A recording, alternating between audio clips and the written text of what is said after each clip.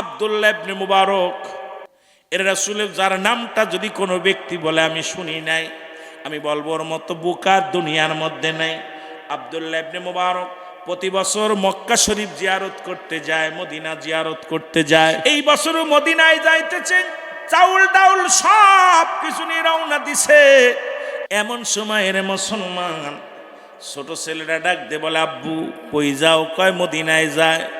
ডাক দে বলে, বাবা গো আপনি মদিনায় যান। ও বাবা আমার তো গোস্ত পরানে চাই, আমাকে একটু গোস্ত খাওয়া যায়। আব্দুল্লাহ ইবনে মুবারক ডাক দে বলে, বাজান আমি মদিনায় যাই, এখন তুমি গোস্ত চাইলে এখন কেমনে আয়না দিব? বলে, বাবা গো আমি যখন মক্তবে গিয়েছিলাম, মক্তব থেকে পড়ে আসার সময় দেখি ওই প্রতিবেশীর বাড়িতে গরুর গোস্ত রান্না করতেছে। ওই গরুর গোস্তর ঘিরান আমার নাকে লাগছে, এই সুঘ্রাণ আমি সহ্য করতে পারি নাই। এখন আপনি আমারে দয়া করে গোস্ত এনে দেন। ওদের বাড়িতে গিয়েছিলাম, গোস্ত চাইলাম, কিন্তু গোস্ত দিল না। আমি ওরা মুসলমান, ওদের বাড়িতে সালাম দিলাম, আসসালামু আলাইকুম ইয়া আহলাল বাইত, আসসালামু আলাইকুম ইয়া আহলাল বাইত। ভিতর থেকে আওয়াজ আসলো। আমি জিগাইলাম, আপনারা গোস্ত রানছেন নি? কয় হ। আমাকে একটু দেন। তারা দেয় নাই। আব্বা গো আমার গোস্ত পরানে চায়, আমাকে একটু গোস্ত দেন গো আমার আব্বা। আব্দুল্লাহ ইবনে মুবারক মনে বড় কষ্ট পাইয়া রওনা হয়ে গেলেন। বলে, বাবা আমি আসি। উনি রওনা দিয়ে গেলেন, যায়া ওই প্রতিবেশীর বাড়িতে যায়া বলল, আসসালামু আলাইকুম ইয়া আহলাল বাইত। ওয়ালাইকুম আসসালাম। বলে, ভাই মুবারক আপনি আমার বাড়ি আইছেন, আমি বড় খুশি।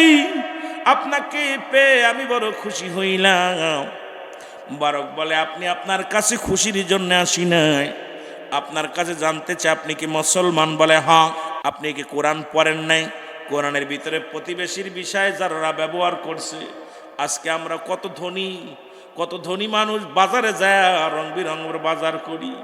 গরিব তাকায় তাকায় দেখে, ভ্যান চালককে ডাক দে বলি, যা 10 কেজি গোশ নিয়ে বাড়ি দিয়ে আয়, 2টা মুরগি বাড়ি দিয়ে আয়, 2 কেন দই বাড়ি দিয়ে আয়, মিষ্টি বাড়ি দিয়ে আয়। ভ্যান চালক ডাক দে বলে, আমার আল্লাহ আমিও বাড়ির পশি, আমারে গরিব বানাইলাম। ধনী এত টাকার সম্পদ, এত টাকা কিছু খায়, জীবনে 1 পিস গোস্তও সগি দেখলাম না, দইও খাইতে পারলাম না। এরে মুসলমান, তুমি প্রতিবেশীর হক আদায় না করিয়া তুমি যদি কবরে চলে যাও, রব্বে কারিমের কাছে ধরা পড়ে যাবা। আব্দুল্লাহ ইবনে মুবারক ডাক দে বলে, ও ভাই রে, আগে জানতে চাই আপনি কি একজন মুসলমান? বলে, হ্যাঁ। বলে, আপনি কি কোরআনের ভিতরে যারা ব্যবহার করছে কোরআন প্রতিবেশীর বিষয়ে আপনি কি দেখেন নাই? বলে, দেখছি। এবার বলেন, আপনার বাড়ি কি গোস্ত আনছেন? বলে, হ্যাঁ। বলে, আপনার বাড়ি কি গোস্ত পাকানো হয়েছে? বলে, হ্যাঁ। বলে, আমার ছেলে আইছিল নি? জি। বলে, জি। আমার ছেলে কি গোস্ত চেয়েছিল? বলে, চেয়েছিল। দেন নাই কেন? বলে, দিই নাই। আপনার ছেলের আমি গোস্ত দিই নাই। আব্দুল্লাহ ইবনে মুবারক ডাক দে বলে, ও ভাই আপনি কেমন মুসলমান যে আমার সন্তান গোস্ত পরানে চাইল, তার 1 পিস গোস্ত দিলেন না? আপনি কেমন মুসলমান, আপনি কেমন মুমিন, আমার বুঝি আসে না। ডাকতে বলে, ভাই মুবারক রে, তাহলে তুমি শোনো, ভালো করে শোনো। আজকে 5টা দিন অতিবাহিত হয়ে যায়, আমার ঘরের মধ্যে কোনো দানা পানি নাই। আমি প্রতিদিন কাজে মক্কা দিকে রওনা হয়ে যাই রে। আমি প্রতিদিন যখন কাজে বাইর হয়ে যাই, সারাদিন মক্কা মদিনায় ঘুরি, কোনো মানুষ আমারে কাজ দেয় না। আজকে যখন যাইতেছিলাম, আমার ছেলেরা ডাকতে বলে, আব্বু আজ 5টা দিন অনাহারে, 5টা দিন খানা খাই না। বাবা গো, আজ যদি আমাদের জন্য খানা না আনো, নির্ঘাত আমরা মারা যাব। এইটা যখন বলতেছিল আমার সন্তানেরা, আমি ব্যাগটা নিয়ে যখন বাজারে যখন আমি কাজে গেলাম, কোনো মানুষ আমারে কাজ দিল না। যখন আমি ব্যাগটা নিয়ে বাড়ির দিকে ফিরতেছিলাম রে ভাই মোবারক, আমার কলিজার টুকরা সন্তানের কান্নার আওয়াজ, আমার কলিজার টুকরা সন্তানের কান্না আমার হৃদয়ের ভিতরে লাগছে রে। আমার মাসুম বাচ্চা ডাক দে বলে, আব্বু, আমার আব্বু। আজকে যদি আমাদের জন্য খাবার না আনো নির্ঘাত মারা যাব না খেয়ে। এই কথাটা ভাবতে ভাবতে আসতেছিলাম, 5টা দিন আমার সন্তানেরা কিছু খায় না, 5টা দিন অনাহারে। হঠাৎ দেখি পথের মধ্যে একটা গরু মরে আছে, আর ওই মরা গরুর গোস্তগুলো কুকুর শেলে বাগ করে খায়। আমি সেই কুকুর শেলগুলো তাড়ায়া গরু উড়োর থেকে একটু গোস্ত কেটে আনি, ওই মরা গরু জবাই করা নাই, ওই মরা গরুর গোস্তগুলো রান্না করে আমার সন্তানদের দিয়েছি। এই কারণে আমি আপনাদের দিই না। আপনি গরিব মানুষ না, আপনি ধনী মানুষ। আল্লাহ আপনাকে সম্পদ দিছে, আপনাকে আল্লাহ এই জন্য আমি আপনার সন্তানের দিই না। মুবারক একটা চিৎকার মেয়ে কান্দার বলে, রব্বে কারীম, আমি প্রতি বছর মদিনায় যাই, অথচ আমার পাশে প্রতিবেশী আজ 5টা দিন অনাহারে, 5টা দিন ঘরে চাউল নাই, ঘরে ডাউল নাই, ঘরে কোনো খাবার নাই। ছোট ছোট মাসুম বাচ্চাগুলো কান্দে, আব্বু আব্বু আব্বু বলি ডাক দেয়। আরে আমার কলিজার টুকরা সন্তান একবার আব্বু বলে ডাক দিছে, হৃদয়ের ভিতরে লাগছে। আমি সঙ্গে সঙ্গে চলে আসলাম প্রতিবেশীর বাড়িতে, আর এই বলে ডাক দিছে, বাবার অন্তরে কথা আঘাত লাগছে। ভাই দাঁড়াও রে, একটু দেরি করো, আমি আসি। ও আমার ভাইরা আমার, শুনে নাও, আজকে এমনও প্রতিবেশী আছে প্রতিনিয়ত কত খুরমা খায়, খেজুর খায়, কত রং বিরঙের ইফতার করবে রে মুসলমান। 20 পদের আইটেম, 10 পদের আইটেম লয়ার সামনে বসো। এমন রিক্সা চালক, এমন দিন মজুরি আছে, একটু চাউল দিয়া পানি খায় রোজা রাখে, রোজা ভাঙে। এই মানুষটা আরে আমার রব্বে কারীমের দরবারে যখন হাত উঠায় দেয়, তুমি ধনী, তুমি ধনী, তুমি কি হক আদায় করলা? প্রতিবেশীর হক আদায় করলা। আব্দুল্লাহ ইবনে মুবারক এক দড়ি বাড়ি চলে গেলেন। বাড়ি যা বিবিরে ডাক দে, কয় বিবি, ও বিবি, এবছর আমি মদিনায় যাব না, হজ করতে যাব না রে বিবি। বিবি কয়, স্বামীরে তোমার কি হয়েছে বলো? বলে, ঘরের ভিতরে যত চাউল ডাউল আছে দিয়ে দাও। এবার মাথার মধ্যে নিয়ে রওনা হয়ে গেলেন। আয়া ডাক দে, বলে, ভাই নাও, এইগুলো নেও, চাউলগুলো নেও, তোমার সন্তানদের রান্না করে দাও, তোমার সন্তানেরা খাক। আমি বছর মদিনায় যাব না, হজ করতে যাব না, আর যদি আপনার লাগে তাহলে আমারে বলবেন, আমি এনে দিব। এই বলিয়া চলে গেলেন। 45 দিন পরে হাজিরা যখন দেশে ফিরে আসলেন, দেশে ফিরে আসলেন যুবক বাবারা, তখন সবাই আব্দুল্লাহ ইবনে মুবারকের বাড়ি আসলেন। গ্রামে যত হাজি ভাইয়েরা গেছিলেন সবাই বলে, আব্দুল্লাহ ইবনে মুবারক, আপনি আমাদের এত ভালোবাসেন, একই তাঁবুর মধ্যে নামাজ পড়লাম, একই তাঁবুর মধ্যে ঘুমাইলাম, একই তাঁবুর মধ্যে দৌড়াদৌড়ি করলাম, একই জায়গা রাসূলে পাক সাল্লাল্লাহু আলাইহি ওয়াসাল্লামের রওজা জিয়ারত করলাম। এ ভাই মুবারক, আপনি কেমন করে চলে আসেন আমাদের থুইয়া? মুবারক ডাক দে বলে, খোদার কসম, আল্লাহের কসম করে বলি, আমি এবছর মদিনায় যাই না। কয়, মিথ্যা বলেন কেন? একই তাঁবুর মধ্যে ঘুমাইলাম, একই জায়গা খাইলাম, একই সাথে তওয়াফ করলাম, একই সাথে ইবাদত বন্দেগী করলাম। মোবারক ডাক দে কয়, ভাই খোদার কসম করে বলি, এবছর আমি মদিনায় যাই নাই, মদিনায় যাই নাই। আল্লাহ রাব্বুল আমিন ইলহামের মাধ্যমে জানিয়ে দেয়, মুবারক রে, তুমি জানো না এই বছর তোমার দানটা আমি আল্লাহ এতভাবে কবুল করেছি। এই বছর মদিনা শরীফে যত হাজিরা আছে সবার হজগুলো আমি আল্লাহ রাব্বুল আলামিন তোমার দানের খাতিরে সবার হজগুলো কবুল করেছি। আর তোমারে বানাইয়া গোটা মদিনায় ঘুরাইছি, তোমারে সাজাইয়া, তোমারে মুবারক, তোমারে দেখাইয়া গোটা মক্কা মদিনা হাজিদের মধ্যে ঘুরাইছি। কারণ এই বছর তুমি প্রতিবেশীর হকটা আদায় করেছো, এই জন্য আমি আল্লাহ এত খুশি হয়েছি।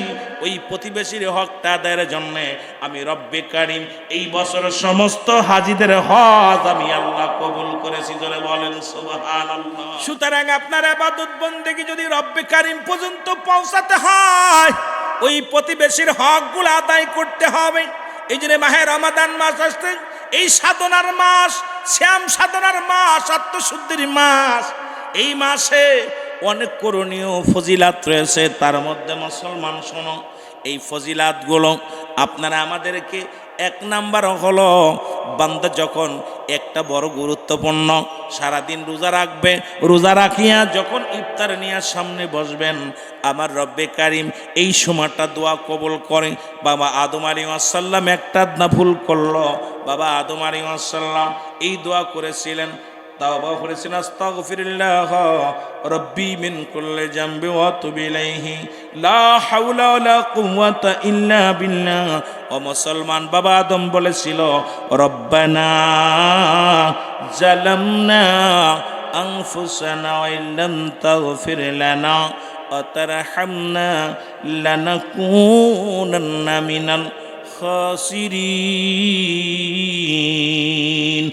যুবক বন্ধুরা শুনে নাও, এই মায়ের রমাদান মাসের সবচেয়ে ফজিলাত হলো যেগুলো আমি একটু আপনাদেরকে কয়েকটা টাচ দিয়ে যাই, সেই টাচ দেওয়ার পর আমি আবার মূল আলোচনা যেতে হবে, লম্বা আলোচনা হয়ে যাবে। এই রমাদান মাসে আমার বাবারা এক নম্বরে চাঁদ দেখে রোজা রাখবেন। রসুল বলে গেছেন, আমার বাবারা আমার চাঁদটা দেখে রোজা রাখা হলো উত্তম। মুসলমান, এখন আমাদের দেশে কিন্তু চাঁদের দিকে খেয়াল করি না। কেন করি না? তার কারণ হলো এখন আমরা সবাই নির্ভর করি মিডিয়ার দিকে। না না না বাবা, রসুল বলছে তোমরা চাঁদ দেখে রোজা রাখবা, চাঁদ দেখে রোজা ছাড়বা। চাঁদ দেখার জন্য যদি না দেখতে পারেন, যদি খবর দেয় এই মুসলমান হেলাল কমিটি যদি খবর দেয়, তাহলে আপনি এই রোজা রাখবেন, দর্শনীয় নয়। তবে নিজ চোখে দেখা এই কুদরতি চোখ দেয়া মাহে রমাদান মাসের যখন আপনি যখন আপনি চাঁদ ধরে দেখবেন, আমার আল্লাহ রব্বুল আলামিন আপনার ভিতরে রহমত দান করবেন। ওই রমজান মাসের পুরো ফজিলাত, পুরো বরকত, এই নিয়ামত আপনি হাসিল করার যে সবটা পাবেন।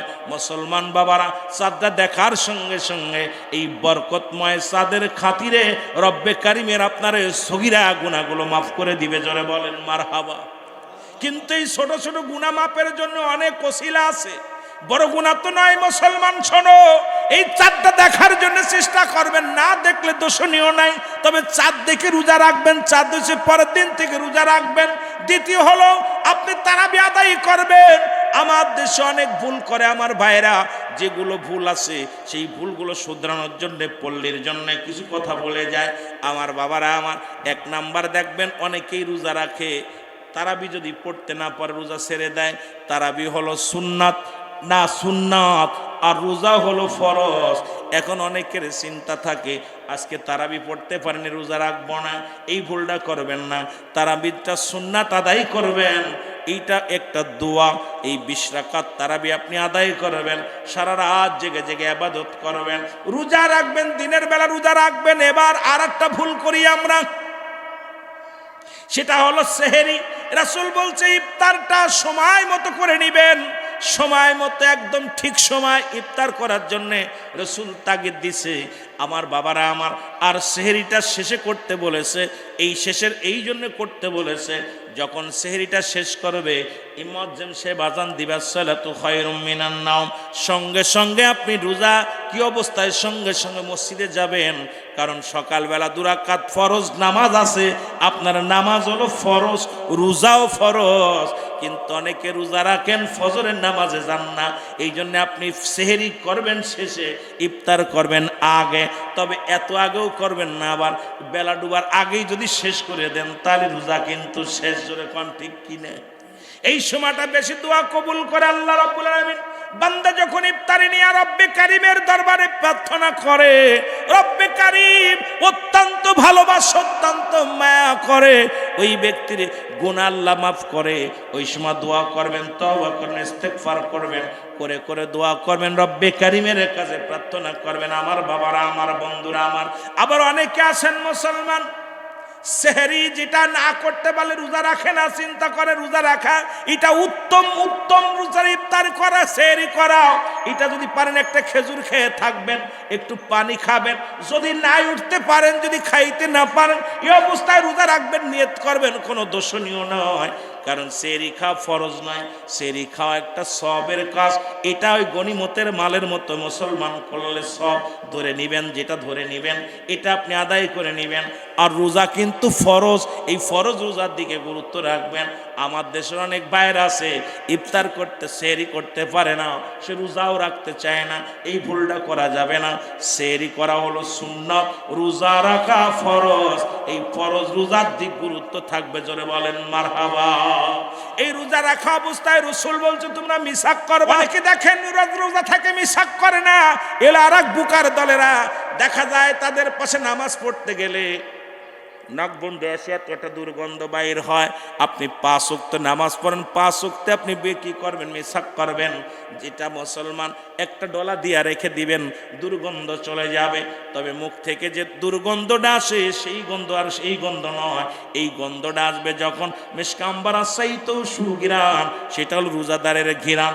তবে এখন নিজে যদি বিরাস না করে যদি আপনি কি করেন, ওই মিসাক না করিয়া দুর্গন্ধ বানাতে চান, যে আলেম ওলামা বলছে মা বান্দার মুখের ওই দুর্গন্ধটা হলো মিশকাম্বারের চাইতো অতি উত্তম। এখন এইটা মনে করে যদি আপনি গাল ফসায় ফেলেন, এই অবস্থায় আপনার পিছে নিজেরও নামাজ হবে না, ছুটে যাবে, ওর প্রতিবেশীরও ক্ষতি করবেন। জোরে বলেন ঠিক কি না? আমার ভাইরা, আমার বন্ধুরা, আমার রোজা রাখা অবস্থায় বেশি বেশি কোরআন না পড়তে পারেন, কোরআনটা বুকের সঙ্গে ধরবেন। যদি পড়তে একেবারেই না পারেন, সূরা কিরাত যা পারবেন পড়বেন। যদি কোনো কিছুই না পারেন, তবু কোরআনটা বুকের সঙ্গে টেনে ধরবেন, বুকের সঙ্গে লাগাইবেন, কোরআনকে মহব্বত করবেন। যদি আপনি 2-4টা হরফ জানেন, এটা আপনার নাতিপুতিরে শিখাইবেন। নাতিরে বুক কাছে নিয়ে ডাক দিয়ে বলেন আলিফ বা তা সা, যা পারবেন তাই শিখাবেন। কারণ নিজে কোরআন শিখবেন এবং এই মাসটা হলো গুরুত্বপূর্ণ। একটা হরফ পড়লে 10টা নেকি, এই মাসে 70 নেকি। এই 70কে আবার 7 গুণে বৃদ্ধি করেছে মুসলমান, শুনে নাও। এই মাসে যত নেকি করবেন ওই মাসে তার দ্বিগুণ হবে। সুতরাং ওই মাসে বেশি বেশি দান ধ্যান করবেন।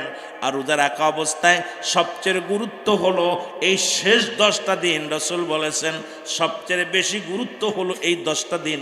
এই 10টা দিন বাজারঘাট করার জন্য নয়, এই 10টা দিন কেনাকাটার জন্য নয়। রাসূল বলছে এই 10টা দিন ইতিকাফে থাকা অবস্থায় ইতিকাফে থাকবেন।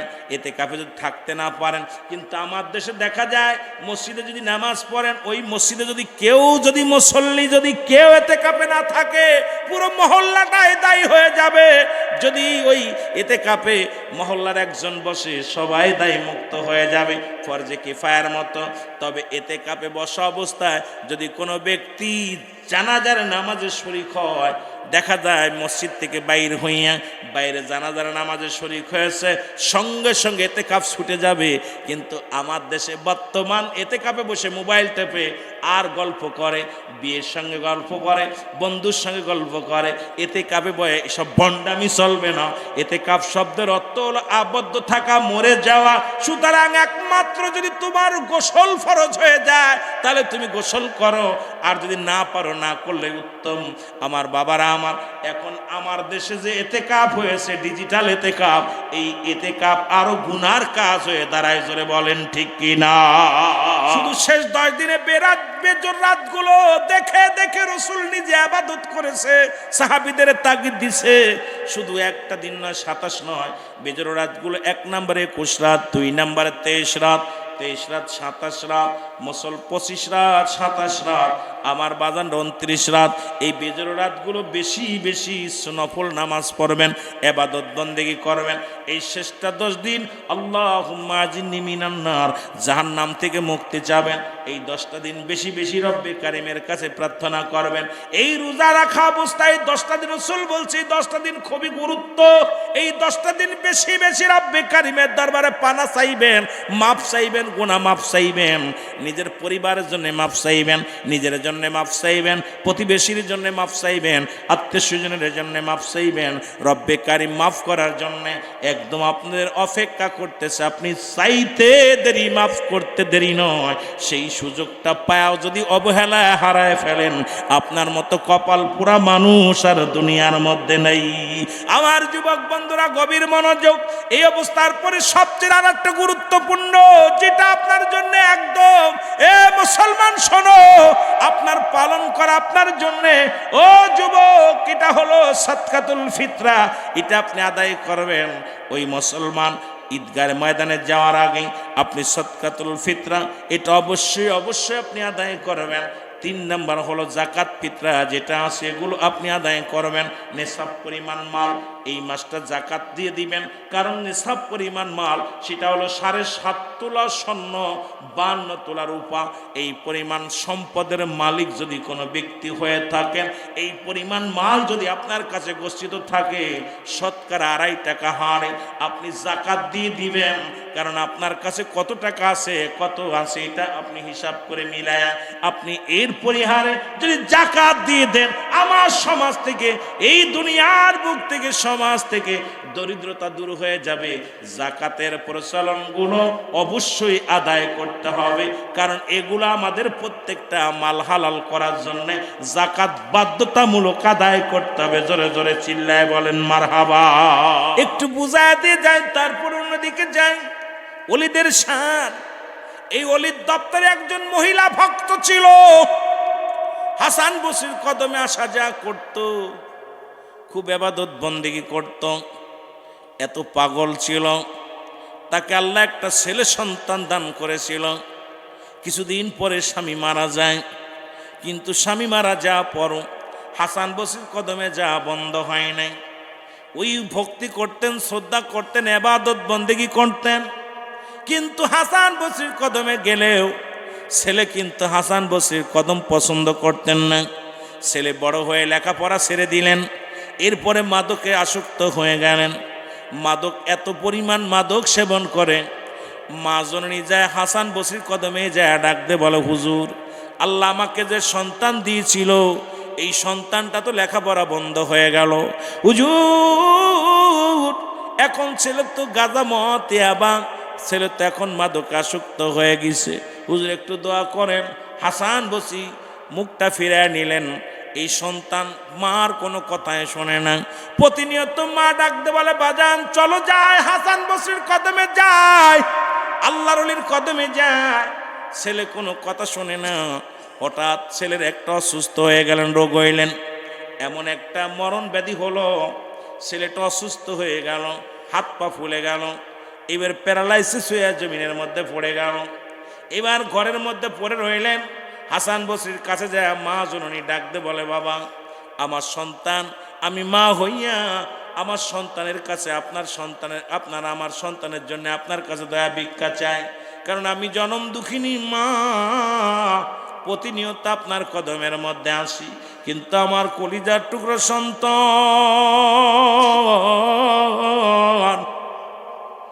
হুজুর আমার ছেলে তো আপনার কদমে আনতে পারলাম না, আপনি যদি দয়া করে আমার বাড়িতে একটু যাইতেন। হাসান বসরি কয়, না মা, আমি যেতে পারবো না, আপনার বাড়িতে যেতে পারবো না। ছেলেও আসে না। এমন সময় এমন অবস্থা, মৃত্যু পথে যাত্রী হয়ে গেছে। মা একদিন বলতেছে, বাবা আমি হাসান বসরির কদমে যাই, তুমি থাকো। ছেলে ডাকতে বলে, মা,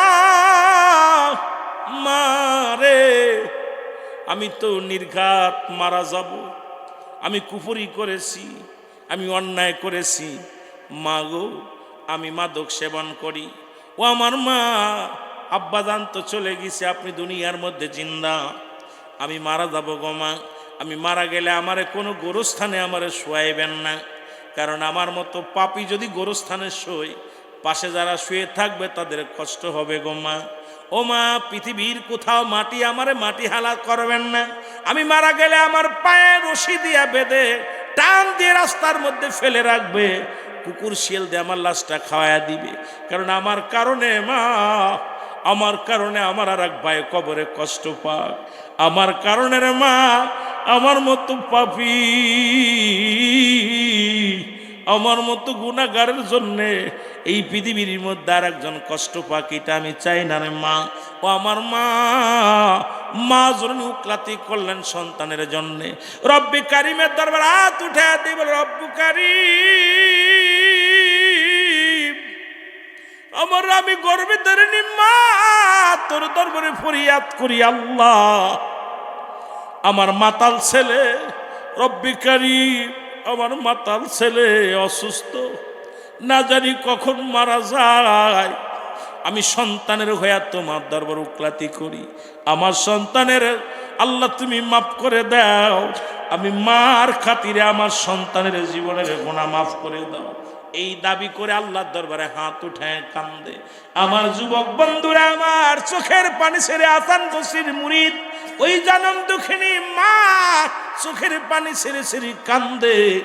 এমন সময় মুসলমান চলে গেলেন হাসান বসরির কাছে, যা বলে, হুজুর আপনার কাছে একটা মাত্র দাবি, আমি মেয়ে মানুষ, আপনি আমার বাড়িতে যাবেন, আমার কলিজার টুকরা সন্তান উঠতেও পারে না, আমি মেয়ে মানুষ, তাকে আনতেও পারি নাই, কারণ তাকে তুচ্ছ করে আমার আনাও সম্ভব নয়।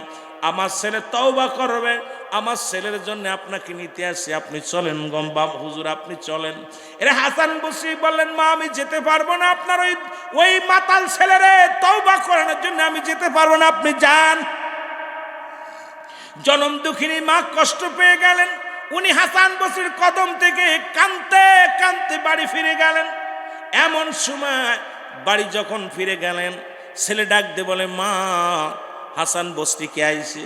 কয়, বাবারে আসে নাই, কারণ তোমার মতো মাতালের কাছে আসবে না, মাতালের দোয়া করানোর জন্য আসবে না। ডাক দিয়ে বলে, মা ও আমার মা, তোমার কাছে শেষ মিনতি মা, মা গো আমি তোমাকে একটু প্রাণ ভরে দেখবো, আমি মারা গেলে রে মা দুনিয়ার কোনো মানুষকে খবর দিবে না, দুনিয়ার কোনো মানুষকে জানাবা না, দুনিয়ার কোনো গোরস্থানে আমার লাশটা রাখবা না মা, দুনিয়ার কোনো গোরস্থানে আমার লাশটা দাফন করবা না মা, আমি মারা গেলে আমার লাশটা তুমি রাস্তার মধ্যে ফেলে দিবা, পায়ে রশি বাঁধে টান দিয়া, গলায় রশি বান্ধিয়া, আরে মা আমার মতো মাতাল সন্তানের রাস্তায় ফেলে রাখবা, কুকুর শেলে খেয়ে ফেলবে। এই কথা বলতে বলতে মাতাল ছেলে দুনিয়া থেকে বিদায় হয়ে গেল, মাতাল ছেলে দুনিয়া থেকে মারা গেলেন। এবার মা জননী দরজার মধ্যে বইয়া বয়া চোখের পানি ছেড়ে কান্দে, আল্লাহ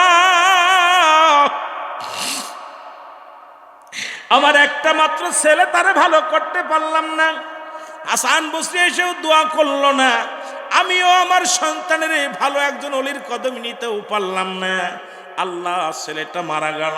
হাসান বসরি জোহরের নামাজ পড়ে যখন ডান হাতটা মাথার উপরে দেয়া যায়, নামাজের পরে শুয়ে আছে, আমার আল্লাহ পাক ইলহাম দিয়ে বলে, হাসান আর দেরি করো না, তুমি জালিমদের মতো ব্যবহার করো না, তুমি যাও যাও, তুমি তাড়াতাড়ি যাও, তোমার ওই খাদেমের ওই বুড়িমার কলিজার টুকরা সন্তান, হাসান শুনে নাও শুনে নাও, ওই মা যখন আমার দরবারে হাত উঠায়া দিছে, আমি আল্লাহ রাব্বুল আমিন মায়ের হাত ফেলতে পারি নাই রে হাসান, ওই মার দোয়া কবুল করেছি, আর ওই সন্তানের তওবা আমি কবুল করে নিয়েছি। আমি আল্লাহ ওই সন্তানকে জান্নাতি বলে ঘোষণা করে দিছি। তুমি যাও, যাও ওই হাসান বসরি, তুমি তাড়াতাড়ি যাও, যায় ওই মাতালকে জানাজা পড়াবে, মাতালের কাফন পরাবে, মাতালকে জানাজা পড়াইবে, কাফন দিবে, দাফন দিবে, জানাজা সব পেলে কমপ্লিট করবা, তুমি তাড়াতাড়ি যাও। হাসান বসরি এক লাফ দিয়ে উঠলেন, লাফ দিয়ে উঠিয়া দোষ শুরু করলেন। দেখে বুড়িমা ঘরের মধ্যে বয়া বয়া কান্দে। আল্লাহর ওলি হাসান বসরি ডাক দেয়, আসসালামু আলাইকুম ইয়া আহলাল বাইত। বলে, ওয়ালাইকুম আসসালাম। কে? বলে, মাগো আমি হাসান, আপনার বাড়িতে আসি। ডাক দে বলে, হুজুর আপনি কেন আসলেন?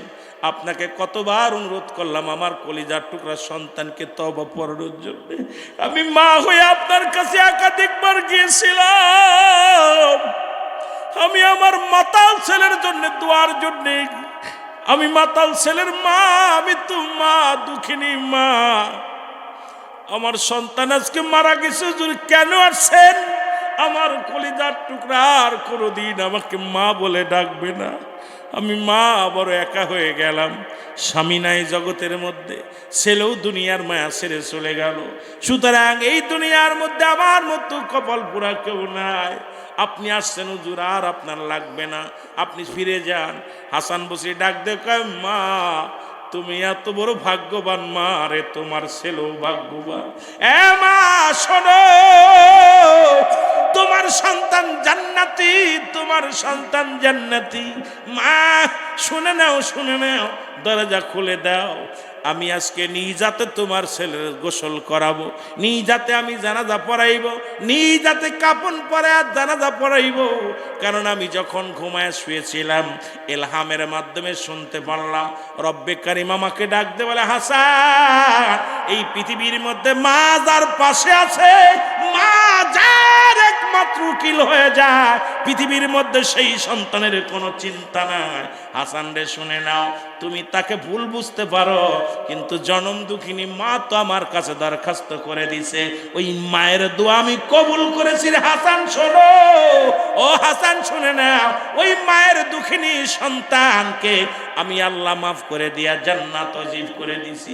ও মা, মা গো, তুমি বড় ভাগ্যবান, তোমার ছেলে বড় ভাগ্যবান। আজকে আমরা যারা সেই মা যাদের জীবিত আছে, আমার মুসলমান বাবারা আমার, ওই একজন মাতাল ছেলে যদি মার দোয়ায় জান্নাত পেতে পারে, মার দোয়ায় যদি এই দুনিয়ার মধ্যে মাতাল ছেলে ক্ষমা পাইতে পারে, মাতাল ছেলে যদি মুসলমান এই দুনিয়ার মধ্যে আল্লাহকে রাজি খুশি করতে পারে, মাকে সন্তুষ্ট করে, আজকে আমাদের ছেলে মেয়েরা সেই মা বাবার সন্তুষ্ট করার দরকার আছে কি না? আর একটু জোরে জোরে চিল্লায় বলেন আছে কি না? ওরে আমি যদি যাই গো মারা, আমি যদি বিদেশের মাটিতে, লাশটায় আমার পৌঁছাই দিও মায়ের কোলেতে, বলো লাশটায় আমার পৌঁছাই দিও মায়ের কোলেতে। ও মা,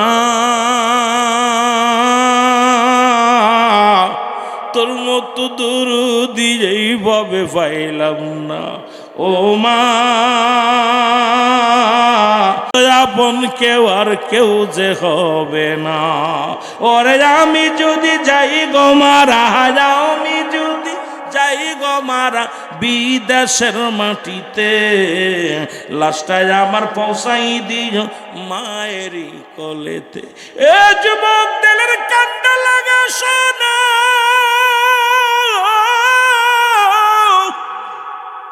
এ তো গেল আল্লাহর ওলি।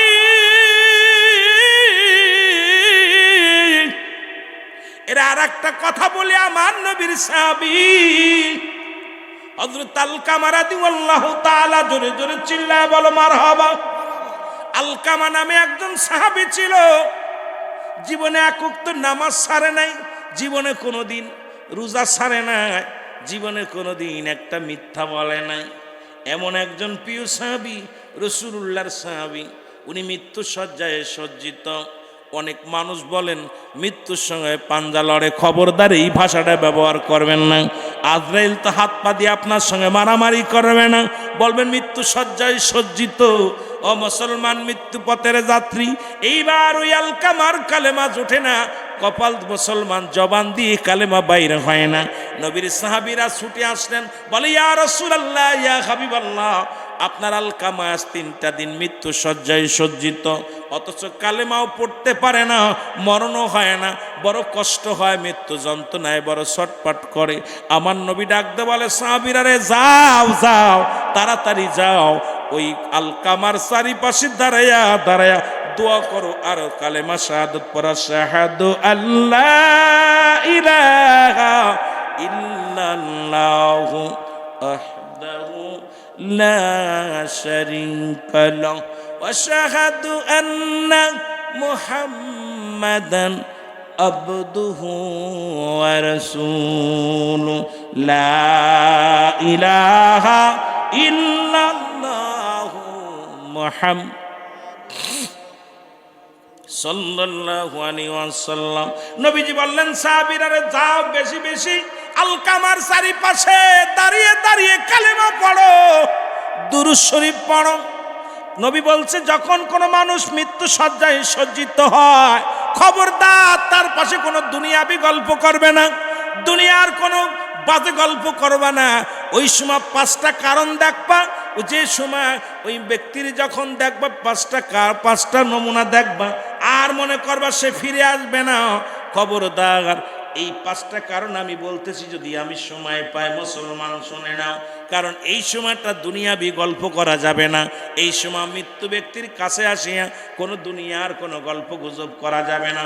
রসুল বলছে বেশি বেশি দোয়া করবা, বেশি বেশি কালেমা পড়বা, বেশি বেশি তার জন্য ইস্তেগফার করবা, মাফ চাবা, আর বেশি বেশি বেশি বেশি করে জোরে জোরে দুরূদ পড়বা, বেশি বেশি করে কালেমা পড়বা।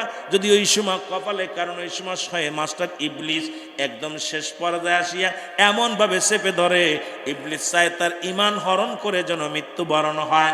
ওই সময় বেশি বেশি করে লা হাওলা ওয়ালা কুওয়াতা ইল্লা বিল্লাহ, বেশি বেশি করে দুরূদ শরীফ, বেশি বেশি করে কালেমা, বেশি বেশি করে মুসলমান দোয়া দুরূদ বেশি বেশি পাঠ করবা, যেন ইবলিস শয়তান তার আসওয়াসা থেকে একটু বাঁচতে পারে, ইবলিসের আসওয়াসা থেকে।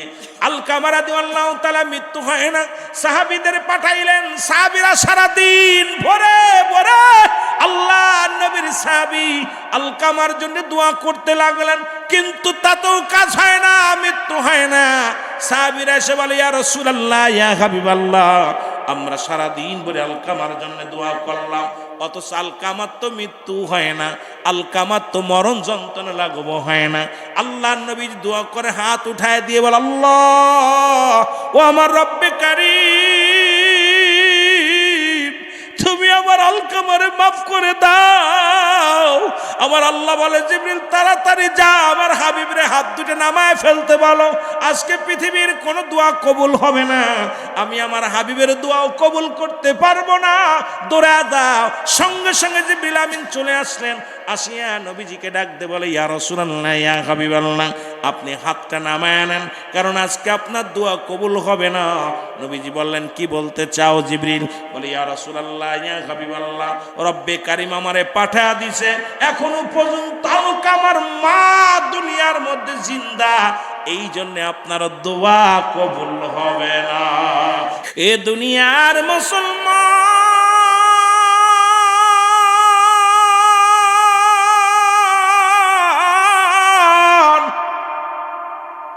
রহমতের নবী হাতটা নামায় নিছে রে, হাতটা নামায় নিয়ে এক দড়ি রওনা দিছে রে, যাইয়া সালাম দেয়, আসসালামু আলাইকুম ইয়া আহলাল বাইত। ভিতর থেকে আওয়াজ আসে, ওয়ালাইকুম আসসালাম। ভিতর থেকে আওয়াজ আসে, কে গো? নবী বলে, আমি রাহমাতাল লিল আলামিন। বুড়িমা ডাক দে কয়, নবী গো আপনি আসছেন? কয় হ। ডাক দে কয়, মা আমার আলকামা কি দুনিয়ার মধ্যে এমন কোন ভুল করেছে গো মা? ডাক দে কয়, বাবারে আমার আলকামা জীবনে এক ওয়াক্ত নামাজ ছাড়ে নাই, আমার আলকামা জীবনে একটা রোজা ছাড়ে নাই, আমার আলকামা জীবনে একটা মিথ্যা বলে নাই, আমার আলকামা জীবনে কাউকে গালি দেয় নাই, আমার আলকামা দুনিয়ার মধ্যে বড় বুজুর্গ মানুষ, বড় আল্লাহওয়ালা মানুষ। আল্লাহ নবী ডাক দিয়ে বলে, মা গো, তাহলে আমার আলকামার এত মৃত্যু যন্ত্রণা, এত কষ্ট হয় রে কেন রে? ও বাবা,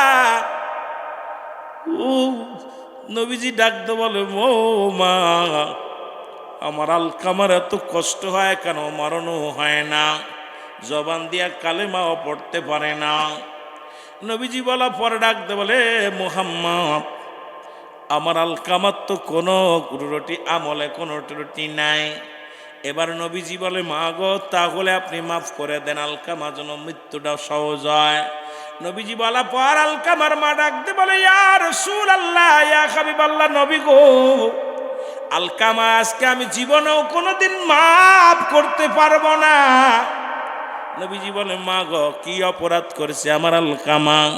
বলে, বাবারে আলকামা অপরাধ হলো সারা জীবন বোর পরামর্শ অনুযায়ী চলতো, আজকে আমরা বোর পরামর্শ শুনিয়া কত মাকে গালি দিই, বোর পরামর্শ শুনি না, মাকে এদেরই কথা বলি, বাবার এদেরই কথা বলি, কত কথা শোনায়। ওরে যুব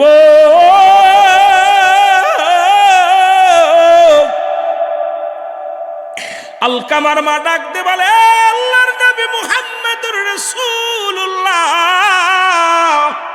আমার আলকামা সারা জীবন বোর কথায় গুরুত্ব দিত বেশি, বোর পরামর্শ অনুযায়ী চলতো, আমি মার কোনো কথা গুরুত্ব দিত না। আমি মার কোনো পরামর্শ শুনতো না। এই জন্যে আমার অন্তরে বড় ব্যথা রে। তাছাড়া আমার আলকামার কোনো অপরাধ নাই। নবী বলে, মা আপনার আলকামারে মাফ করে দেন। ডাক দে কয়, আল্লাহর নবী আমি পারবো না, আমি আমার সন্তানের মাফ করতে পারবো না। কারণ আমার সাইতোর বাবা ওর বিবির গুরুত্ব ছিল ওর কাছে বেশি, কারণ আমি মার চাইতে বিবির গুরুত্ব ছিল বেশি। এটা আমি মানতে পারি না, বড় কষ্ট হয়েছে। আমার নবী ডাকতে বলে, সাহাবীরা রে আয়, খড়ি নিয়ে খড়ি আনা হলো, আগুন নিয়ে আগুন আনা হলো, চিতা সাজানো হলো, বিশাল বড় চিতা সাজাইয়া হযরত আলকামার দেহখানা আগুনের মধ্যে পোড়াইবে। নবীজি বললেন, সাহাবীরা রে আলকামার দেহখানা পোড়ায় বর্ষ করে দাও, কারণ ইন্তেকালের পরেই তো জাহান্নাম, কারণ জাহান্নাম থেকে বাঁচার সম্ভব নয়। কারণ মার মনে কষ্ট পেয়েছে, মা যতক্ষণ পর্যন্ত মাফ না করবে আল্লাহ রাব্বুল আলামিন মাফ করবে না। সুতরাং আলকামা ইন্তেকালের পরেই তো জাহান্নামে যাবে, আলকামার দেহখানা আগুন দিয়ে পোড়ায় দাও। যখন আগুন সাজাইয়া খড়ি জ্বালাইয়া ও মুসলমান, যখন দাও দাও করে আগুন জ্বলে রে, নবীর সাহাবীর আলকামার দেহখানা নিয়ে যখন আগুনের দিকে যায়, ভিতর থেকে জনম দুঃখিনী মা দেখে একটা চিৎকার মেরে ডাকতে বলে, আল্লাহর নবী মুহাম্মাদুর রাসূলুল্লাহ সাল্লাল্লাহু আলাইহি ওয়াসাল্লাম, নবী গো আমি জনম দুঃখিনী মা বেঁচে থাকতে আমার চোখের সামনে আমার কলিজার টুকরার গায়ে আগুন দিও না, আমি আমার সন্তানের মাফ করে দিলাম। সঙ্গে সঙ্গে আলকামার জবান দিয়া কালেমা বাইর হয়ে গেছে, লা ইলাহা ইল্লাল্লাহু মুহাম্মাদুর রাসূলুল্লাহ সাল্লাল্লাহু আলাইহি ওয়াসাল্লাম। এই মুসলমান সঙ্গে সঙ্গে মালাকুল মউত এসে মৃত্যু তার নিশ্চিত হয়ে গেল। আলকামা রাদিয়াল্লাহু তাআলা কালেমা পড়তে পড়তে মারা গেল। এই জন্য আমি যুবকদের বলে যে, ও যুবক বন্ধুরা, এই আব্বা মা অবহেলা করিস না, তাদের প্রতি গুরুত্ব দে। আব্বা মা মারা গেলে তার জন্যে 6-7টা হক, আর জীবিত থাকতে 7টা হক। এই দুনিয়া থেকে বিদায়ের পরে যাদের আব্বা মা নাই তাদের জন্য 1 নাম্বার হলো, ভালো করে লেখে নাও বাবা, 1 নাম্বার হলো তাদের জন্য মাগফিরাত কামনা করা।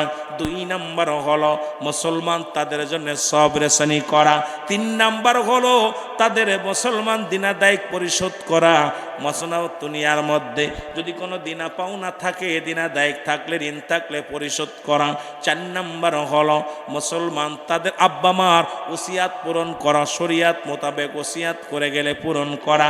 5 নাম্বার হলো আব্বা মার আত্মীয় স্বজন যারা আছে, মার আত্মীয় বাবার আত্মীয় যারা আছে তাদের সঙ্গে যোগাযোগ ঠিক রাখা, তাদের সঙ্গে ভালো ব্যবহার করা। মায়ের আত্মীয় বাবার আত্মীয় যারা আছে রে তাদের সঙ্গে ভালো ব্যবহার করা, যোগাযোগ রাখা। 6 নাম্বার হলো আব্বা মার আত্মীয় স্বজন যারা আছে তাদেরকে সাহায্য সহযোগিতা করা। 7 নাম্বার হলো পিতামাতার কবরটা বেশি বেশি করে জিয়ারত করা। যাদের আব্বা মা দুনিয়ার মধ্যে নাই তারা আব্বা মার কবরটা বেশি বেশি জিয়ারত করবেন। আজকে ফজরের নামাজ পড়ে কে কে আব্বা মার জিয়ারতটা করছেন একটু হাত উঠায় দেখান। নর নবীজির খাতিরে কন্যা মালইয়া ডাকব তোমারে, আল্লাহ কন্যা মালইয়া ডাকব তোমারে, আল্লাহ আল্লাহ। আরে রহমান রহিম তুমি রহমান রহিম তুমি, আমি পাপী সংসারে কন্যা মালইয়া ডাকব তোমারে, আল্লাহ কন্যা মালইয়া ডাকব তোমারে, আল্লাহ আল্লাহ আল্লাহ আল্লাহ। সবাই একটু জিকির করেন না।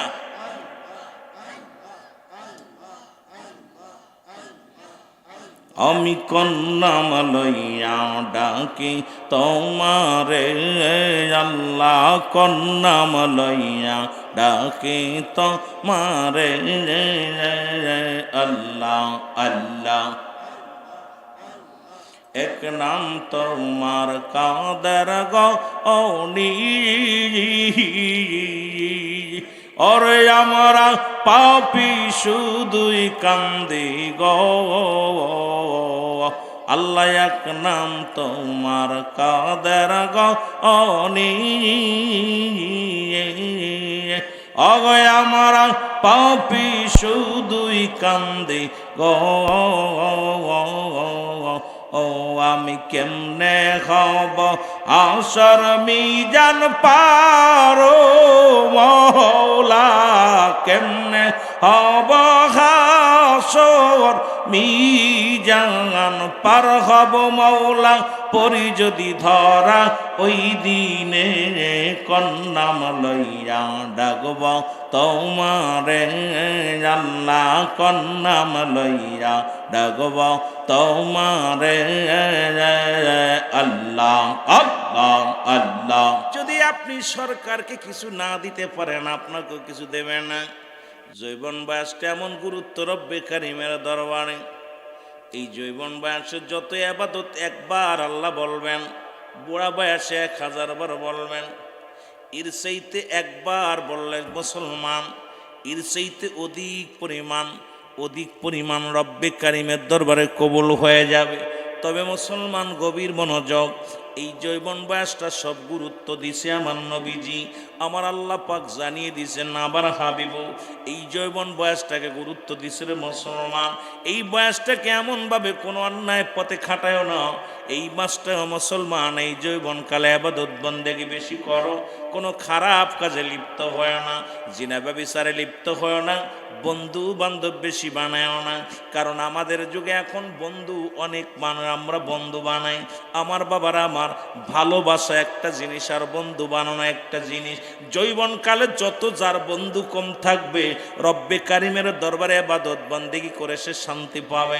যত তার বন্ধু যার কম থাকবে, ততই আল্লাহর নৈকট্য হাসিলের জন্য তার ভালো হবে। যৌবন বয়সে যত বন্ধু বান্ধব কম থাকবে, ততই রে বন্ধু বান্ধবের পাল্লায় পড়িয়া। এই যৌবন বয়সে বন্ধু বানান কাকে? যে আপনাকে নামাজের জন্য তাগিদ দেয়, আসুদস্ত নামাজ পড়ি। বন্ধু বানান তাকে যে ব্যক্তি বলে বন্ধু তুমি রোজা রাখছো, রোজা রাখতেই হবে। বন্ধু বানান তাকে যে বন্ধু হালাল খাওয়ার জন্য আপনাকে তাগিদ দিবে। বন্ধু বানান তাকে যে ব্যক্তি হারাম কাজে লিপ্ত হবে না, নিজেও হবে না, আপনাকে হতেও দিবে না। বন্ধু বানান তাকে যে ব্যক্তির সৎ চরিত্র আদর্শবান ব্যক্তি, তারে বন্ধু বানান। এই দুনিয়ার মধ্যে এমন বন্ধু যদি বানাইতে পারো, রব্বে কারিমের ইবাদত বন্দেগি করে শান্তি পাবা। মুসলমান শুনে নেন, এই ভালোবাসার মানুষ অনেক করা যায়, বন্ধু কিন্তু হিসাব করে বানাইতে হবে। যে বন্ধু আপনার সর্বনাশার মূল, সেই বন্ধুকে এড়িয়ে চলতে হবে। জোরে জোরে চিল্লায় বলেন ঠিক কিনা? আমার বন্ধুগণ, আমার এটা বিস্তারিত আলোচনা করতে গেলে সময় লাগবে গো। এই যে রাসূল বলছে, দুইটা জিনিস যে ব্যক্তি আমার কাছে জামিনদার হয়ে যাবে, আমি রহমতের নবী তারা জান্নাতের গ্যারান্টি দিয়ে দিলাম। এক নাম্বার হলো দু গালের মধ্যবস্তু যেটা জিহ্বা, এটাকে যে ব্যক্তি কন্ট্রোল করতে পারবে। আর একটা হলো দু পায়ের মধ্যবস্তু, যেটা লজ্জাস্থান পুরুষলিঙ্গ স্ত্রীলিঙ্গ। এই যৌবন বয়সটাকে কন্ট্রোল করিয়া যে ব্যক্তি ইবাদত বন্দেগি করতে পারবে, নবীজি বলছে আমি নিজে হাত ধরে জান্নাতে নিয়ে যাব। আমি নবী নিজেই জান্নাতের সার্টিফিকেট দিয়ে দিব। আমি নবী নিজেই জান্নাতের জামিনদার হয়ে যাব। জোরে বলেন মারহাবা। এই যৌবনটা যদি একবার চলে যায়, এটা রব্বে কারিমের জন্য একটা গনিমতের মালের মতো গো। কলমের কালি যেমন ফুরায় গেলে আর লেখা সম্ভব নয়, যৌবন কালটা যদি অবহেলায় হারা যায়, কেঁদে লাভ হবে না রে বাবা, কেঁদে আর লাভ হবে না। এই জন্য যৌবন কালটার গুরুত্ব দিছে আমার রব্বে কারিম, যৌবন কালের গুরুত্ব দিছে আমার নবীজি। ও যুবক বন্ধুরা শুনে নাও, এই যৌবন কালটার খুব গুরুত্ব বললাম। দুইটা জিনিস হেফাজত যদি কোনো করতে পারে কোনো ব্যক্তি, আল্লাহর নবী ওয়াদা করেছে আমি নবী জান্নাতের তারে জামিনদার হয়ে গেলাম। এখন রাসূলুল্লাহ জান্নাতের জামিনদার হোক, আপনারা চান কি চান না? ও মুসলমান শোনো, ঝড় যদি সেরে যায়, একবারে বাংলা ভাষা আমি আপনাদের বুঝা দিয়ে যাই। ঝড় যখন তুফান আসে, যদি আম কুড়াইতে যান, ঝড় সেরে গেলে আম পাওয়ার সম্ভাবনায়, ঝড়ের ভিতরে গেলে কিছুটা পাওয়া যাবে। যৌবনকালে যদি এবাদত বন্দেগীতে মজা না লাগে, বুড়াকালে অলসতায় ধরবে, বুড়াকালে আবাদত করে শান্তি পাওয়া যাবে না, কোনো কাজে তৃপ্তি পাওয়া যাবে না, মজা পাবে না। জোরে বলেন ঠিক কি না? এই জন্য রাসূল বলছে যৌবনকালের গুরুত্ব দিয়া নবীজি বলছে, তোমরা যৌবনকালকে খেয়ানত করো না, যৌবনকালটা নষ্ট করো না। এই কালটা তোমরা ভালোভাবে ইবাদত বন্দেগী করো। আল্লাহর জান্নাতে যদি যেতে চাও, রাসূলের দিদার যদি পেতে চাও, তাহলে এই জীবনটা, ওই যৌবনকালটা এমনভাবে কাটিয়ে দাও, রব্বে কারিমের ইবাদত বন্দেগীর মধ্যে জোরে জোরে চিল্লায়া বলা যাবে না মারহাবা। দ্বিতীয় নাম্বার নবীজি বলেছেন, 2 নাম্বার হলো সুস্থ শরীর। ওই ব্যক্তি, যে ব্যক্তি সুস্থ আছে, সুস্থ থাকাকালীনে সেজন্য রব্বে কারিমের ইবাদত বন্দেগী বেশি বেশি করে। মুসলমান যখন অসুস্থ হয়ে যায়, এই ব্যক্তি নামাজ পড়ে শান্তি পায় না, রোজা রেখে শান্তি পায় না, জিকির করে শান্তি পায় না, রাত জাগরণ করে শান্তি পায় না। এই জন্য রাসূল বলছে, পৃথিবীর মধ্যে সব চাইতে সুস্থ থাকা অবস্থায় রব্বে কারিমের ইবাদত করার হুকুম বলেছে। এটা একটা গনিমতের মালের সঙ্গে 5টা জিনিস তুলনা দিয়েছে। তার মধ্যে 2 নাম্বার হলো মানব দেহের সুস্থতা। জোরে জোরে চিল্লায় বলেন মারহাবা।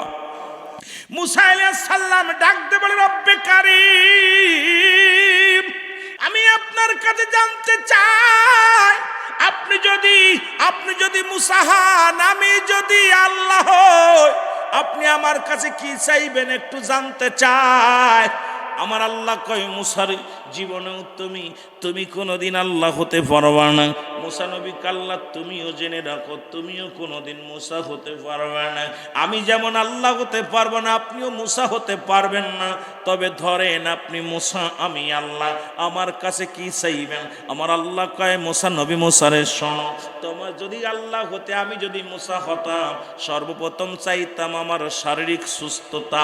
আমার আল্লাহ বলেন, মুসারে, আরে যার দেহ ভালো তার সব ভালো। এই জন্য আমি সর্বপ্রথম রব্বে কারিমের কাছে দরখাস্ত করতাম, আল্লাহ যেন আমার শারীরিক সুস্থতা রাখে।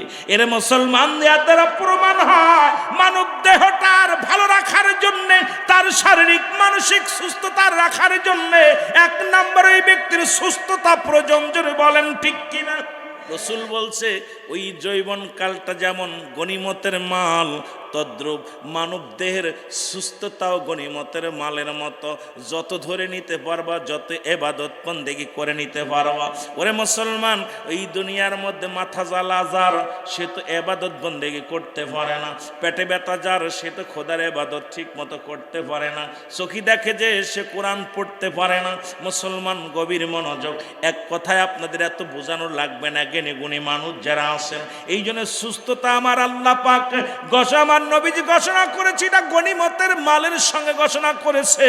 বান্দার এই দুনিয়ার মধ্যে 5টা নিয়ামতের মধ্যে 2 নাম্বার নিয়ামত হলো তোমার দেহটা সুস্থতা।